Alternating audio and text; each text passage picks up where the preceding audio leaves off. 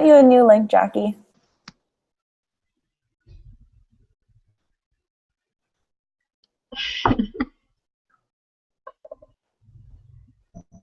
Hello. Okay. Yeah. Jackie, you see the new I see link? Jackie. I'm sorry? Do you see the new link? Oh, okay. How do I record? Oh, it's live. It is live. It says it's live.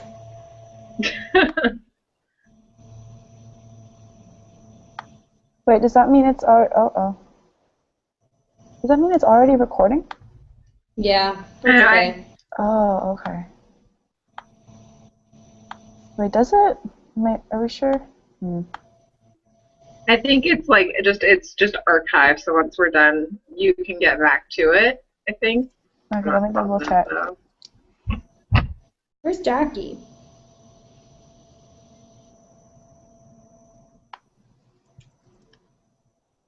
Okay.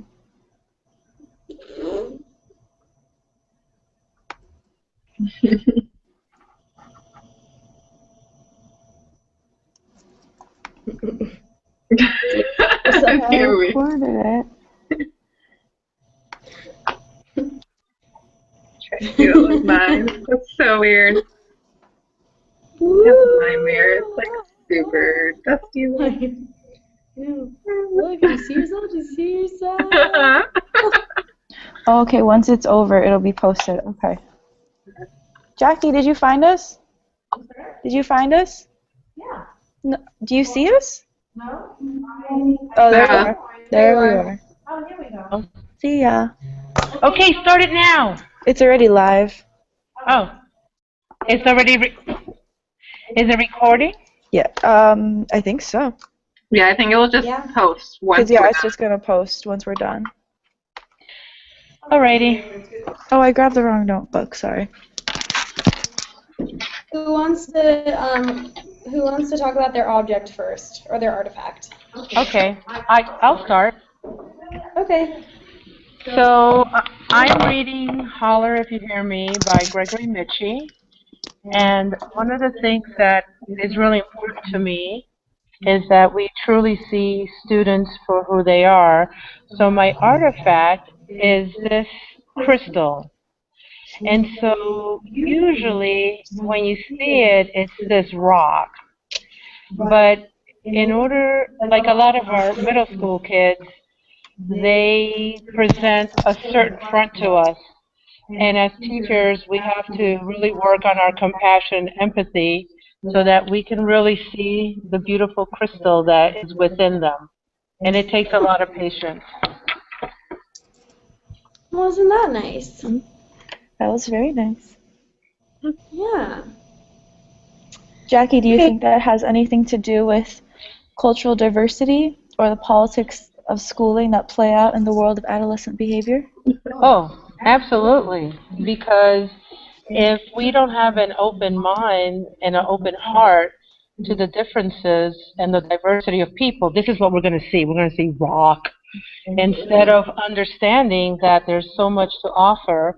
Or we can fall into the idea that adolescence is a culture unto itself, and we look at it just as a blank slate and not understand that the students are human beings that really have to be paid attention to and cared for and heard. Yeah, definitely. Yeah, those non-crystals are ugly. Anyone want to go next? I can. So I read Odd Girl Out, and I guess I'm trying to remember what I said last time. It was kind of just, the common theme of, like, with the girls, their aggression, it's so hidden underneath, like, a lot of other layers. They kind of have, it's a compact, so it's like it's all nice and pretty on the outside. But on the inside of this one, if I can open it, it's totally shattered. I don't know how well you can see that on here. Yeah. Yeah, like, shattered.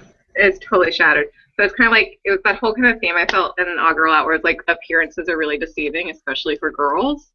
And it's like, it was a lot about, people, especially the adults, would perceive it one way, but the girls couldn't do what was going on. And just that whole thing that there's a very two-faced to girl, like female aggression. that kind of thing. Like, you just don't really know what's going on until you actually take the time to look inside and see what's happening. So yeah. Yeah, that's like really similar to Jackie's. Like it's a very different outward appearance and what's going on the inside. And I think that can be said for all students, like of any age, but especially middle school kids, just because there's so much like inner turmoil going on that like you really need to like get to know them and check in with them and like show that you care.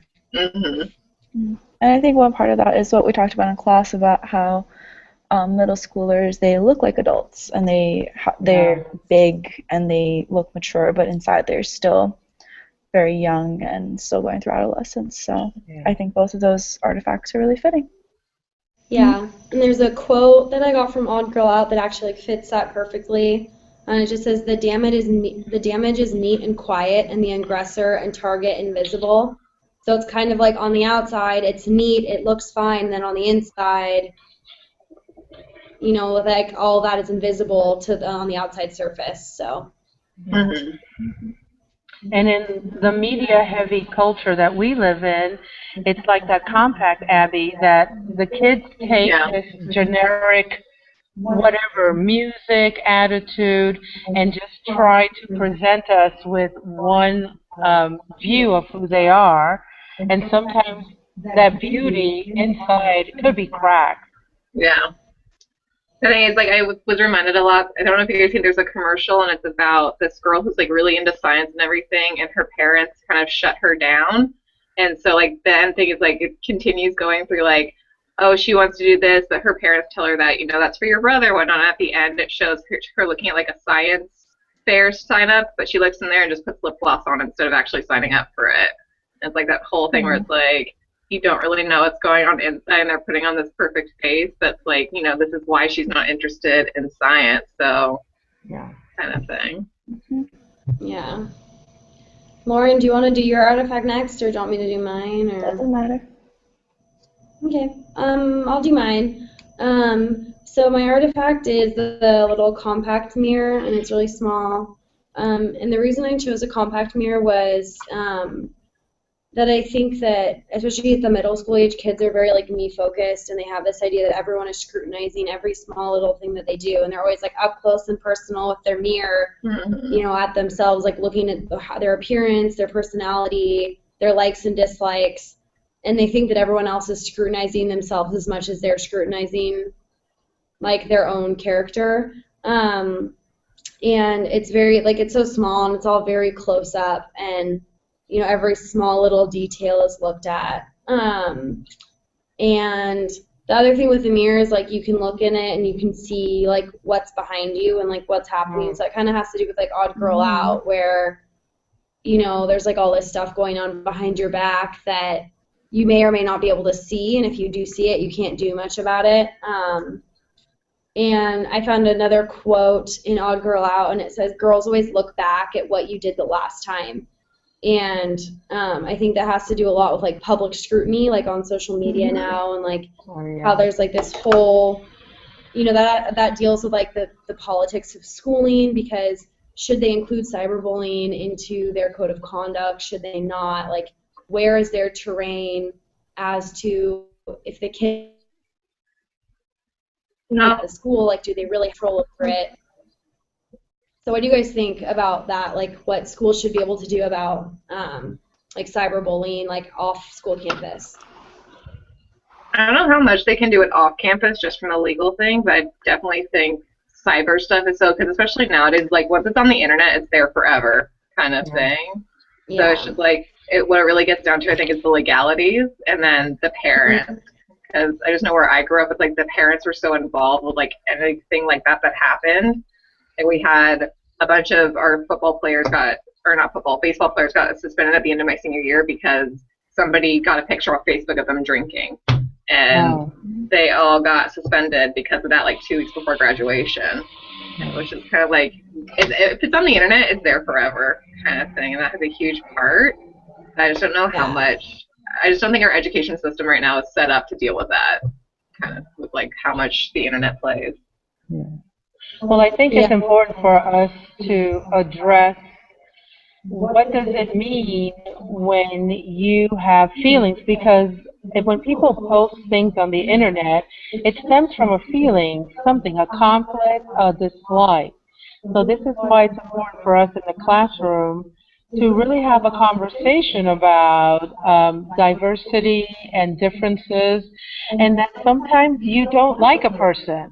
I think that's one thing they don't talk about in schools with kids, is sometimes we just don't like somebody, and how do we conduct ourselves in relationship to that dislike? Hmm.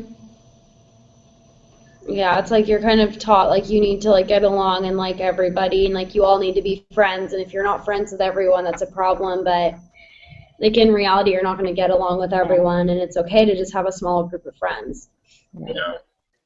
And I always relate everything back to work. Eventually, these kids are all going to have to go to work.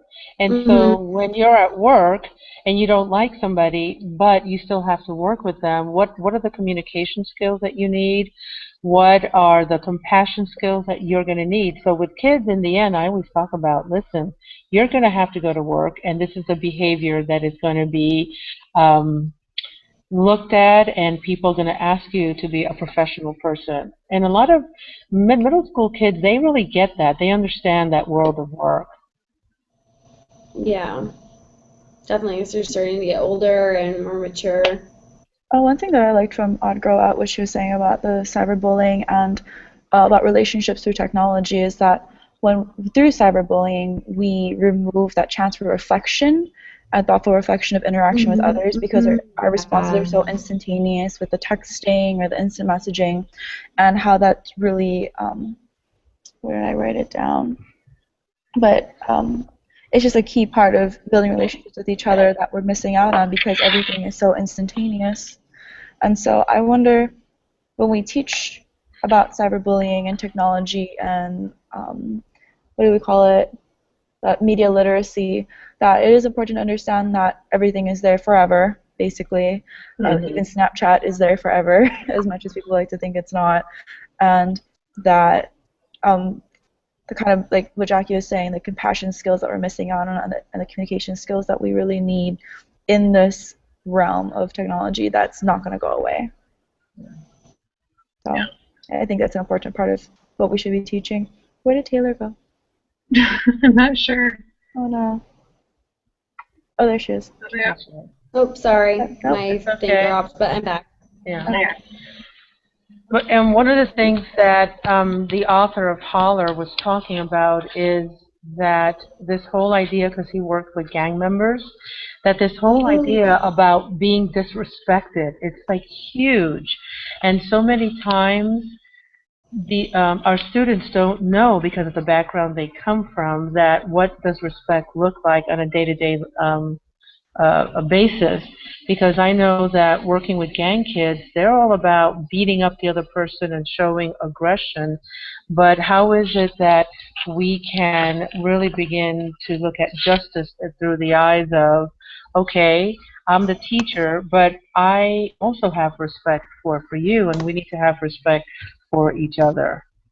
I think that ties into the article, like creating a safe environment for the roller coaster years or something, and they Yeah. talk about like, or like what empathy can do. Maybe it was that article, and talking about like really like how important it is for, I mean, for all kids, but especially middle schoolers, like they're going through so much emotionally, to make sure that they have a safe environment that they can be in when they're at school, because it's not always a safe environment at home, especially now with like all the cyberbullying and just, you know, there's no escape. But at school, if they can feel cared for and respected and like start to learn those values and what that feels like, it's like a really good stepping stone into adulthood.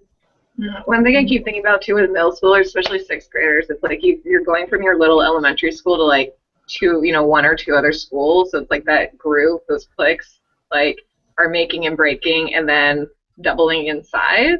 So it's like these kids in the middle school are like not only going through like a huge change from like one class all day, like just like schedule wise, but they're also going through like, I'm meeting all these new people, I'm doing all this. I think that creates a lot of conflict too. It's like they're just trying to figure out where they fit in with each other. Yeah. It's so hard. Like that whole shift from like you've been with these elementary kids for as long as you can remember, basically, and you're adding in a whole new group. Yeah. Like Something Yeah. that, oh, sorry. something that we were talking about in one of our class discussions was about how middle school and adolescence is so uncomfortable to go through, and that we all kind of share this experience of being really awkward and like losing friendships and coming into your own. And so going back to your comment, Taylor, about making like a safe environment for kids, we were wondering, is it's important for all kids to feel safe to a certain extent, but is it this idea of a rite of passage that all kids need to go through this awkward social part of their lives, if that makes sense? Like, is it something that we should always try to really cushion, or is it something that we should try to change, or should all kids go through this very awkward middle school stage? I mean, I don't think that there really is like anything we can do to change it, because a lot of the changes are biological. Like we talked in class about like all like the hormones and like how that actually really affects things. But I think like creating a safe environment for students to like experience the middle school days, like good and bad, that, you know, like even if like you talk about how like everyone's going through the same thing, and you know, it's not all biological, but it also kind of ties in Odd Girl Out. They talked a lot about how all of this like terrible bullying with girls, it's like a rite of passage for girls, but like really, does it have to be? Like, do these girls like in 6th and 7th grade need to be, you know, taken out of school and having to go to intensive therapy because they're dealing with bullying at school and they can't focus on class? And you know, I think there's like more like people skills that need to be taught. Yeah, I definitely agree with like how to confront a problem. Yeah, it's like it's not so much because I think those feelings are going to happen no matter what. I mean, they've been happening for years, decades, and hundreds of years. Like everybody goes through it. It's more about teaching the kids how to deal with it once they experience it. And I think like really, really letting them see like, I mean, I think no matter how much you tell like a 13-year-old, oh, you're not being judged by everybody, like everybody's just as worried, they're still going to feel that. But it's kind of like trying to like make it a little bit more like, I don't know. I think that's why small groups sometimes are really helpful, because then you're not like on stage with like the whole class. You're only with like 2 or 3 other people, kind of thing. So. But not everyone is going to be going through the same thing. I think we have to be careful not to be like, oh, they're in middle school, so this horrible thing is going to happen, because what's that effect when you expect something of somebody and it comes true? It's from My Fair Lady, the Pygmalion effect. It's a self-fulfilling prophecy. Yeah, and so, you know, I think that it's harder. It's easier if we treat everyone the same, but the truth is that some kids, you know, like with my 3 kids, you know, 2 of them, it was full-blown for them, and one of them was just like, so what? I'm in middle school. So what? I'm in high school. And just, you know, those bumps didn't come along for him. So we also have to be very, and this is what Mitchie says in Holler. He says we have to be very mindful of every student and not try to group them into that they belong to a gang, or these are the girls, or these are our high achievers.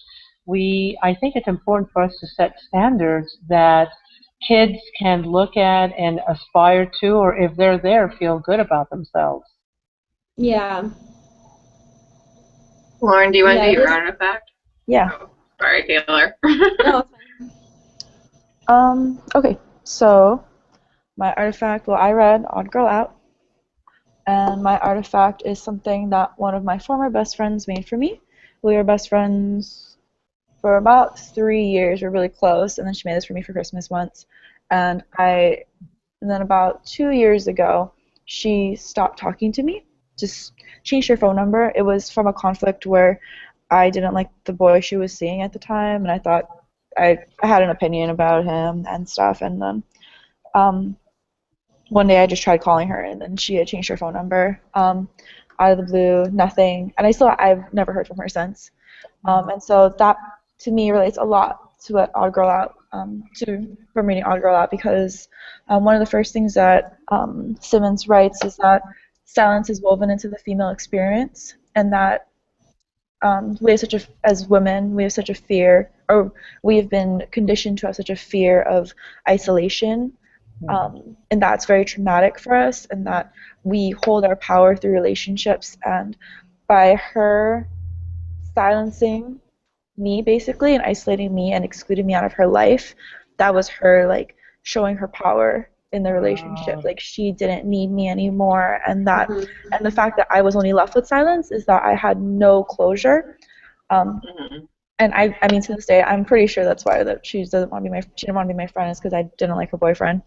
But at the end of Odd Girl Out, she writes about um, how we need to have a shared public language about girl aggression, and we need to understand that every relationship has conflict, and that because as women we've been so conditioned to avoid conflict because we're afraid of losing the relationship. If we understand that every relationship does have some kind of conflict, and if I think that Ashley and I, she was my friend, if we had understood that and we had the shared language we would talk about our conflict and why we were disagreeing and why I didn't like her boyfriend or why maybe it made her upset, then we could probably still be friends. But as you know, in Odd Girl Out, her way of showing her power was to just cut me off and not talk to me anymore. And yeah, and I think that relates a lot. I mean, it feels very high school now when I talk about it, and very. Yeah. I think that is something that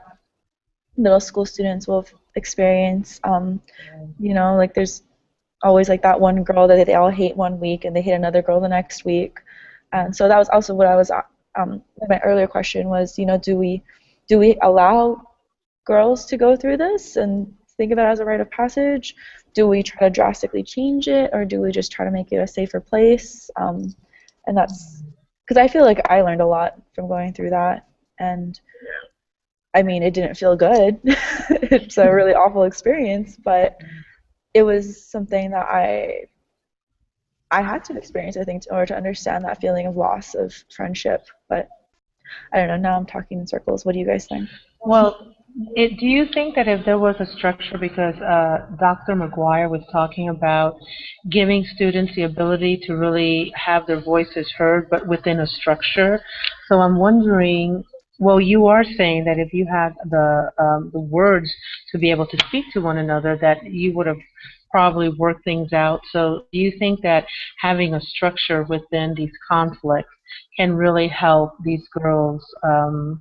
When these things come up, that they're able to work these things out.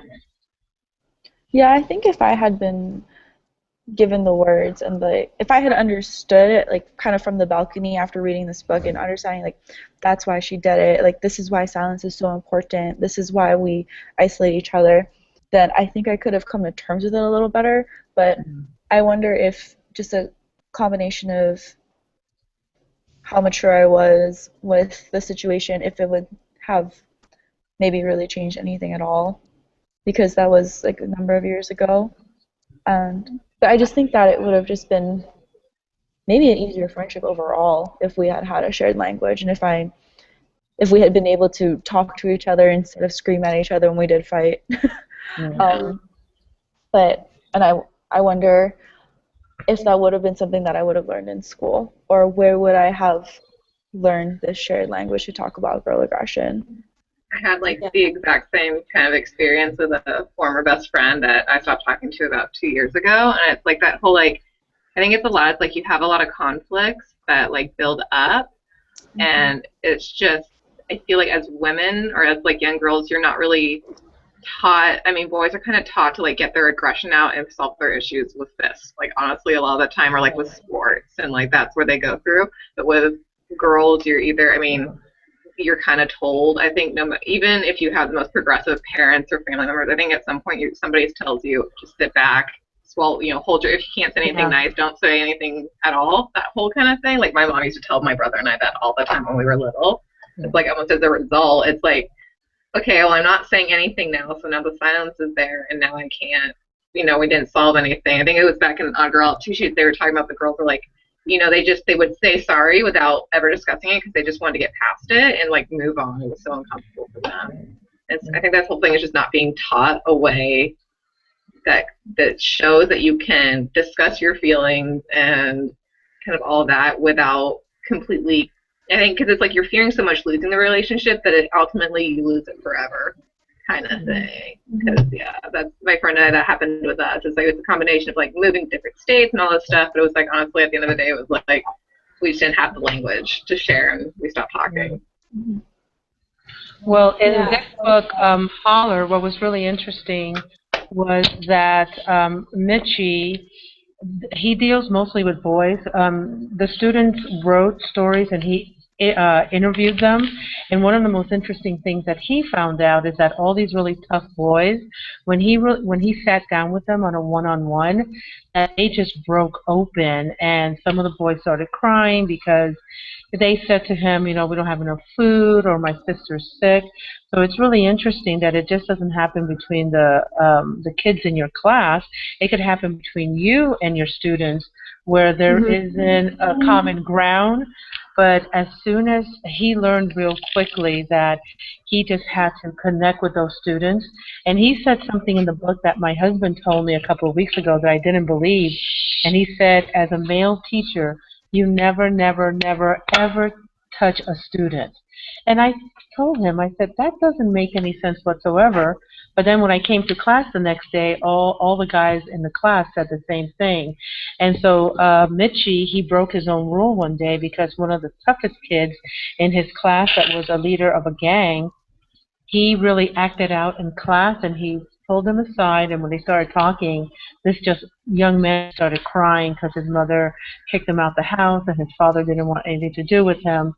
So in all the stories that we are saying, it's about that misconnection and miscommunication. And when does that happen? Well, when we see this, when we see the rock instead of really seeing the inside of who someone is. Yeah. And I think that also like has a lot to do with like gender roles, because boys are raised to be tough and not talk about their emotions. Yeah. So they're not really given those tools, whereas girls are taught not to be aggressive physically. You know, boys will be boys when they fight, but if girls do it, they're aggressive, they're bad girls.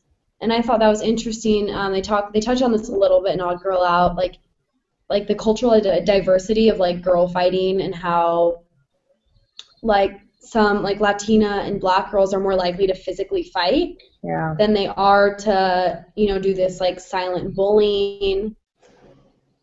That's like another like interesting thing to look at, and just like that like cultural like aspect of it. Of, yeah, like, the how cultural you would and deal gender with aspect Mm-hmm. of how people choose to deal with this kind of conflict. And yeah, I'd be very like interested to see what studies on that are like. I think like so much of what we're talking about goes back to like miscommunication, and just like our students don't have the tools to like, or maybe adolescents, it might be biological part of it, but they, because when he was talking about the, you know, the way boys and girls get their pleasure, whatever that was, I can't remember what the chemical was called. Yeah. So it's like it comes down to that, but then I also think like that goes back to the cyber stuff, where it's like, because I don't like texting very much, just because you can't tell how the person's talking, you can't tell because it's like so much of a conversation is in your body language and your intonation, which I think that plays into it. So I think it's like gone worse because of the internet, because you just can't tell like somebody can post something. Yeah, and I think like when you're older, you're a lot better like equipped to deal with like the emotional hurt and the turmoil, and like you just better like know how to deal with those situations. Like I don't know if it's from experience or you're just a little bit more balanced, your hormones have started to balance. But something I like thought that was interesting in Odd Girl Out was they talked, like he said that they choose damaged relationships like over no relationship at all. And I think like, you know, that's like another interesting thing, like we were talking about, like if you don't have anything nice, don't say it at all, or we have to be friends with everyone, like Jackie was talking about earlier. God, I heard that so much growing up. You know, like it's you know, like that's like an interesting aspect to tell kids that like if they're in like a dangerous relationship like that, or something that's not healthy, like it's okay to step out of it. And I wonder that even goes to like thinking about domestic violence and stuff, you know? Yeah, exactly. Like, you worship relationships and you worship the value that other people bring to your life, which I don't think is terrible. I think a lot of people bring value to my life, but if society has trained me to believe that my life only has value because I have other people in it and that I have relationships and a boyfriend or a husband or friends, then that's gonna make me terrified to ever let go of anybody and ever really have honest communication. Yeah. And Yeah. these extremes, I think it was really important. One of the things that I always conveyed to my kids was that it's not a love or hate. There's some times where you just, you feel kind of okay about somebody, and that there's different degrees of how you can relate to someone else. But I think if we get into these boxes of I hate you or I like you, I think that puts a lot of pressure on these kids, as opposed to saying, I don't really like her, but if I had to be her partner to do homework, then that's fine, I'll do it. So it's just breaking down the relationships into more different shades of what you can actually be and do in a relationship. Because I know that when I work with teen moms, they just thought, well, how you show a guy that you love him is that you have sex with him, and if you have a baby, then that really is a real relationship. And so we had to do a lot of workshops surrounding the different shades of relationships. And we actually had them walk around the room and post up like a dark gray or white or a bright red to show that, do you like pizza? Well, do you like apples? And so it was really fascinating for me to see these girls. It's either or. Either you're with this guy, you're having sex, and you're having a baby, or you're not in a relationship. And they really didn't see themselves as just their own person, liking a variety of people in a variety of ways. Yeah, and it's like that ties like into middle school kids. They just like want to be part of a group and they want to have this like group identity.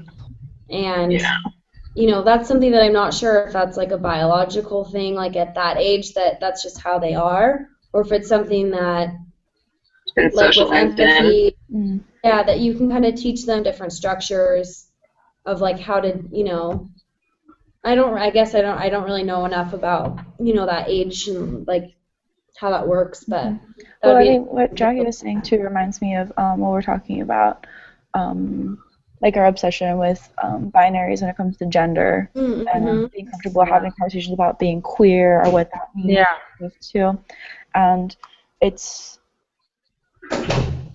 I think that in the middle school age when we are understanding social norms and hegemonic discourse, that as teachers, if we take the opportunity to discuss about how there's a gradient and how you don't like either apples or bananas, that you can like the middle of each, or that letting go of a relationship that is having a negative impact on your life isn't going to change who you are as a person. All these important conversations I think need to happen then, because I feel at some point we arrive into our lives conditioned to think all this, and then at some point are challenged and have to undo all these thoughts and redo the way we see them. So it's like I know with like friends recently, like, we're all in the transition from undergrad to grad school and jobs. We're like, the difference between like 18 and 22 is like, it could be 50 years. It's so huge. And it's like you change so much. And it's like, when you're in that situation in middle school or high school, you feel like it's the end all be all, like there's never going to be anything else. You don't realize till like that, hindsight is 20/20 kind of thing. It's so hard. I think just like as a teacher, it's like it's important to teach your kids like from early on that they have value in themselves without anybody else. Like, you don't need other people to validate like all of your opinions. Like validation is helpful, but it's also like, like I did therapy when I was younger, and one of the things she always would tell me was like, at the end of the day, you have to live with you. You don't have to live with anybody else. Like you're with you 24/7 from the day you're born till the day you die. So as long as you can live with you, then nobody else. I mean, people matter, but you just need to be able to live with yourself, kind of thing.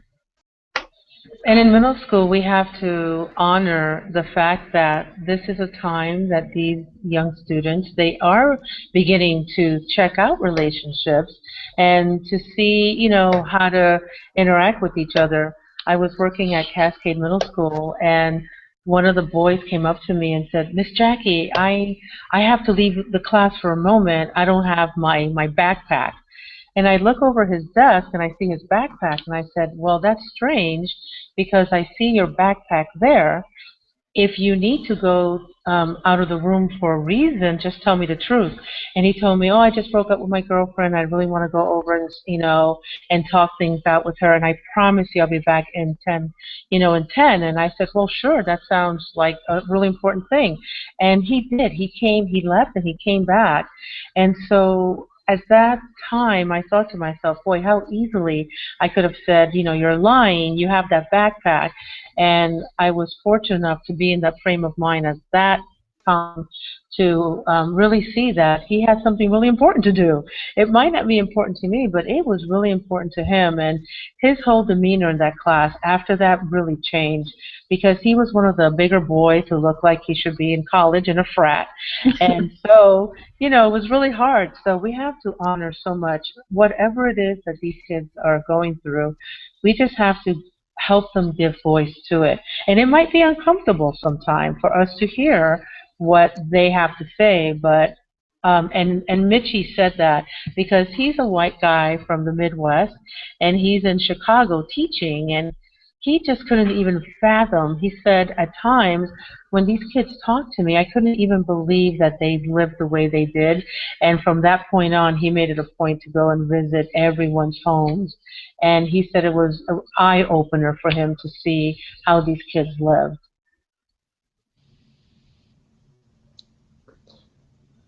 Yeah, I kind of like the emotional strain of relationships and bullying and family life can have such a detrimental effect to these kids in school, in the classroom, that I think it's just ignorant to just feel, to think that they can just leave it at the door, because nobody can do that. Even as adults, it's really hard when you've got a lot going on in your life to go to work or to go to school, and you've had all this emotional trauma or whatever it is. And I think as teachers, we just need to make sure that we're in that mindset that you have, that you had, Jackie, to let them deal with their stuff and realize they'll be much more effective students once they're ready to learn. Because I feel too, if Jackie responded differently and just shut the kid down, when you shut the kid down, you shut the emotions down. You're telling him to compartmentalize and not experience it and not